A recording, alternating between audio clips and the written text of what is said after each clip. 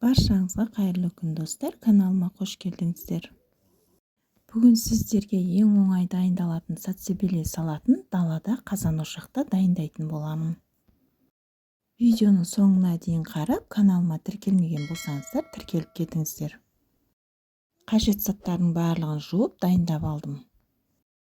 Алдымен ет тартқыштан осылай сарымсағымызды өткеріп аламыз.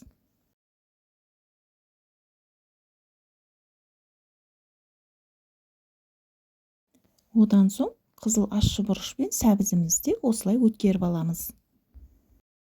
Мен қажетті заттардың барлығын описание бөліміне жазып қалдырамын. Атауы тұрған жерді бассаңыздар, описание бөлімі шығады.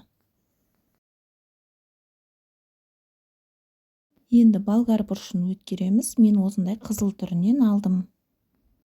Көбірек қызыл болгар бұрышынан салсаңыздар, салатымыз өте әдемі болып шығады.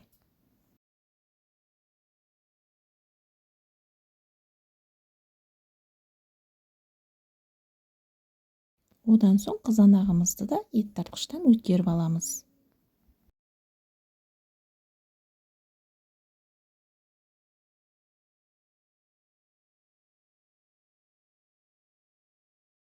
Барлығын дайындап болған соң далаға шығып, қазан-ошағымызды дайындайтын боламыз.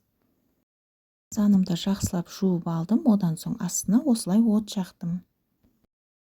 Қазан қызғаннан кейін сұйық майымызды құямыз.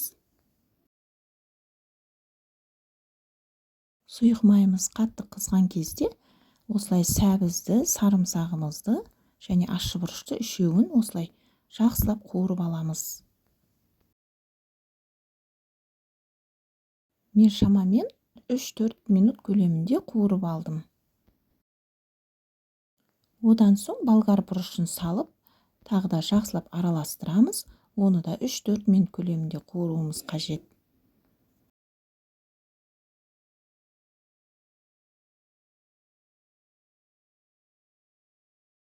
Мінекей осылай қуырып болған соң, үстіне помидорымызды салатын боламыз. Мен бұл салатқа шамамен 10 килограммдай помидор қосатын боламын. Дәл осы кезде тұздарын салуымыз қажет. Мен 2 ас қасық толтырып тұз салып, жақсылап араластырдым. Қазанымыз толық қайнаған соң 45 минут қайнатуымыз керек. Мінекей 45 минут қайнағаннан соң түсі өзгеріп, әдемі болып бастады. Енді лавр жапырағын, қара бұрыш, одан соң 3 ас қасық толтырып қант саламыз. Осыдан кейін 30 минут қайнататын боламын. Қазанымыздың астындағы отта осындай болып жанып тұру керек. Салатымыз да дайын болып қалды. Банкаларымызды парлауымыз қажет. Мен 5 минуттай қақпағымен банканы парлап алдым. Салатты жақсылап араластырамыз, одан соң банкаға құямыз. Егерде далада ошақтарыңыз бар болса, мен сияқты далада жасап көріңіздер, дәмі өте керемет болып шығады. Одан соң арнайы банка жапқышпен аузын осылай бекітіп алыңыздар.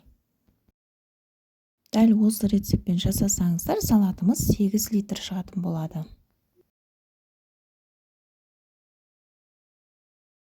Бұл салатты кез келген тағам түрлерімен жей берсеңіз болады.